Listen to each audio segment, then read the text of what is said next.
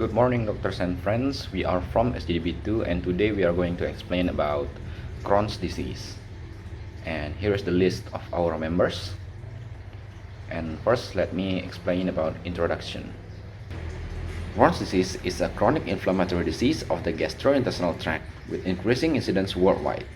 Crohn's disease is believed to result from the interplay between genetic susceptibility, environmental factors, and intestinal microflora, resulting in an abnormal mucosal immune response and compromised epithelial barrier function. The typical clinical scenario is a young patient presenting with abdominal pain, chronic diarrhea, weight loss, and fatigue. It is also a progressive disease that leads to bowel damage and disability. All segments of the gastrointestinal tract can be affected. The most common being is the terminal ileum and colon. Current therapeutic strategies aim for deep and prolonged remission with the goal of preventing complication and halting the progressive course of the disease. Crohn's disease, or CD, is a type of chronic inflammation and can happen both in the small and large bowel simultaneously. It is also a part of the IBD, or the inflammatory bowel disease. Chronic inflammation is a condition where inflammation, tissue injury, and attempts at repair coexist at the same time.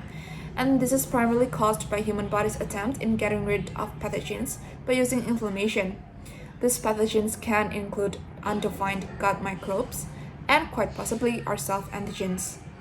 CD is also often called as transmural IBD because the inflammation extends from the mucous layer all the way to the serous layer, unlike UC, where it only extends from the mucous layer all the way to the submucous layer. For epidemiology, the incidence and prevalence of Crohn's disease are increasing. It has a prevalence of 3 to 20 cases per 100,000. The incidence is a bimodal distribution, with the onset most often occurring between the ages of 15 to 30 and 40 to 60 years old. Urban areas have a higher incidence of Crohn's disease than in rural areas, particularly in North America, Northern and Western Europe, and New Zealand. Both men and women can be affected, but there's a slight tendency for women to develop this disease. Thank you. Next. Now I am going to explain the etiology of Crohn's disease. There is no exact cause of Crohn's disease. In some evidence, this disease resulting from an appropriate immune response, especially in the bowel, that might be sought from environmental factors such as infections, microbes, toxins, or drugs. Particularly in this disease, genetic association with phenotypes will appear. The mutation of NOD2 or CARD15 that is associated with phenotypes of Crohn's disease was found, and it could be diagnosed at a younger age. Surgical intervention might increase the severity of this allele disease. One of the consistent features of the disease is it has a strong relation with tobacco. Behavioral factors such as smoking and oversanitation are also involved to be the cause of Crohn's disease. Crohn's disease have many risks. Risk factors for Crohn's disease include first is age. Many people diagnosed with Crohn's disease between 20 until 29 years old. Second is ethnicity. White people, especially Eastern European, Ashkenazi Jewish, have the highest risk for Crohn's disease among Black people in North America and the United Kingdom. Third is family story. If you have both parents with Crohn's disease, the risk will be increased until 35%. 1 in 5 people with Crohn's disease has a family member with this disease. Fourth is smoking. Tobacco will increase risk for Crohn's disease and increase severe form of this disease, and sometimes can be requiring surgery. Fifth is NSAID. Medications such as ibuprofen, naproxen sodium, diclofenac sodium can lead to inflammation of the bowel that makes Crohn's disease worse. Six is genetic. Homozygosity for the Unud locus chromosome 16 increased risk 20 to 40 times, then heterozygous increased the risk by 2 to 4 times. And the other factors, such as diets high in sugar, omega-6 fatty acids, polyunsaturated fatty acids, total fat, oil, and meat, increase the risk of Crohn's disease. There are some factors that decrease risk of Crohn's disease are high fiber intake, fruit consumption, and regular physical activity. For vaccine itself, it's not associated with development of Crohn's disease. Now I'm going to present about the pathophysiology of Crohn's disease. So the pathophysiology of Crohn's disease is multifactorial. It involves several factors such as genetic predisposition, infection, immunology, environment, and diet. And second is hypothesis. The most widely believed hypothesis is held by immune-mediated condition in genetically inclined individuals in which the disease onset is triggered by environmental factors. The third is the three main factors, consists of genetics, gut immune response, and gut microbiota, which are affected by environmental exposures, giving rise to Crohn's disease. And the last is environmental. So the environmental factors that distress the mucosal barrier alter the equilibrium of gut microbiota and abnormally induce immune responses. More specifically, the pathophysiology of Crohn's disease is an immune-mediated condition in individuals with mutation in certain genes such as NOD2 and nuclear factor may cause dysfunction of the epithelial barrier. This phenomenon leads to the proliferation of luminal components into the lamina propria, causing dendritic cells to activate the inflammatory T cells, such as T helper 1, T helper 17, and T helper 2 cells. This activation can produce pro-inflammatory cytokines such as IL-12 and IL-23 as a response to the luminal components, which then will activate natural killer cells, resulting in the continuous intestinal inflammation along with the production of pro-inflammatory cytokines. Signs and symptoms of patients with flare-up Crohn's disease typically presents with abdominal pain in right lower quadrant, flatulence or bloating, diarrhea that may involve mucus or blood, fever, weight loss, and anemia. In severe cases of Crohn's disease, the symptoms that can occur are perianal abscess, perianal Crohn's disease, and cutaneous fistulas. If the small bowel is involved, the symptoms may present with diarrhea, malabsorption, weight loss, abdominal pain, and anorexia. The extraintestinal symptoms of Crohn's disease, including episcleritis, uveitis, stomatitis, aphthous ulcer, liver steatosis, gallstone, cholangitis, primary sclerosing cholangitis, nephrolithiasis, hydronephrosis, urinary tract infections, and arthritis. To diagnose Crohn's disease, there are some examination and tests that needs to be done. First, there is physical examination of the abdomen that searches for masses, tenderness, and signs of enlarged organs that might be a symptom of Crohn's disease. Then, diagnostic test is also performed. Lab tests such as complete blood count and stool tests are taken. Complete blood count is done to detect anemia, which could be a sign of chronic inflammation, iron malabsorption, blood loss, and vitamin B12 malabsorption, while stool test is done to detect the presence of white blood cells and other pathogens or parasites that might help with the diagnosis. Other than lab tests, endoscopy and imaging such as colonoscopy and cross-sectional imaging technique like CT scan, MRI, and ultrasonography is also performed to gain visual inside the abdomen that might help with the diagnosis. Next. So the next is differential diagnosis.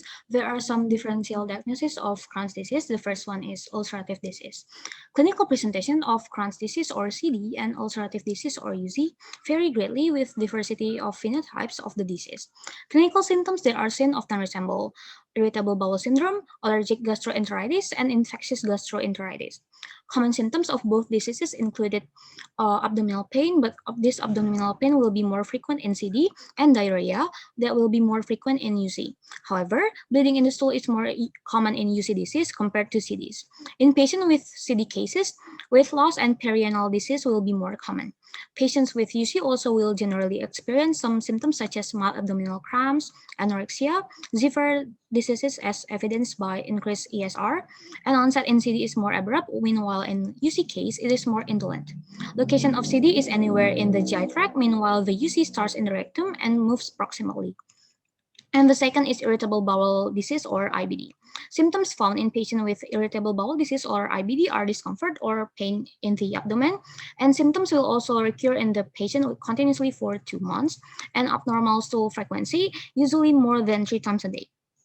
And the last is diverticulitis. A patient with diverticulitis will feel pain in the left lower quadrant abdomen more often. Usually, the pain is felt quite severely and comes suddenly. Sometimes it can also become mild or get worse within a few days. The intensity of pain changes over time, and patients with diverticulitis will also experience some symptoms such as diarrhea, fever, and vomiting, which is less frequent than patients suffering from Crohn's disease. The majority of patients who undergo clinical complications require surgery, and a large percentage of patients experience clinical relapse after the surgical procedure. Another observation, Crohn's disease patients have the greatest cumulative risk of developing fistula or abscesses and/or strictures among the intestinal complexes. A fistula is expected to occur in 1 out of 3 individuals with Crohn's disease. If left untreated, food may bypass the essential areas for absorption. A stricture, also called a stenosis, is the narrowing of the gastrointestinal tract that is caused by the scar tissue that is formed by the prolonged periods of inflammation. Several extraintestinal manifestations include manifestations in the skin, in the eye, or in the joints. The goals of Crohn's disease treatment are to treat inflammation, complication, maintain remission, and minimize the negative impact of the disease and therapy. Corticosteroid symptom management by giving prednisone gradually with 40 until 60 mg dose based on the severity of the disease, then tapering to treat flare-up symptom. Immunomodulators such as thiopurine and methotrexate have a relatively slow onset of action, but are often used as adjuncts to conserve steroid effect. Biologics, anti-TNF agents induce and maintain remission in moderate to high-risk patients. Natalizumab and vedolizumab. Ustekinumab is an option for patients when standard therapy is ineffective. Antibiotics, ciprofloxacin and metronidazole can reduce the amount of drainage from fistulas and abscess. Nutritional therapy, a special diet given by oral or intravenous to improve overall nutrition and allow the intestine to rest and reducing inflammation. Other therapies such as antidiarrhea, pain relievers, vitamin depending on the symptom. Surgery is the last choice. About 57% of patients need at least one surgery to treat fistula, abscess, and perianal disease. Anti-TNF agents are most effective for prophylactic therapy. For the conclusion, Crohn's disease is a part of the inflammatory bowel disease that is characterized by chronic inflammation of the gastrointestinal tract that progresses fast and destructively. Crohn's disease has a prevalence of 3 to 20 cases per 100,000, with the onset most often occurring between the ages of 15 to 30 years and 40 to 60 years. For the risk factors, there are age, ethnicity, family history, smoking, non-steroidal anti-inflammatory medications, genetics, and other factors. Pathophysiology of Crohn's disease is based on tissue inflammation as a result from unrestrainable immune response against luminal bacteria antigens. For the signs and symptoms, we can see abdominal pain in the right lower quadrant, flatulence or bloating, diarrhea that may involve mucus and blood, fever, weight loss, and anemia. Next, to diagnose Crohn's disease, we need to take physical examination and diagnostic tests such as lab tests like CBC or stool test. Also, we can take endoscopy and imaging like endoscopy, colonoscopy, cross-sectional imaging techniques. For the differential diagnosis, there are ulcerative colitis, irritable bowel disease, and diverticulitis. Crohn's disease patients have the greatest cumulative rates of developing fistulas or abscesses and strictures among intestinal complexes. For the treatments, there are corticosteroids, immunomodulators, biologics, antibiotics, nutrition therapy, and surgery.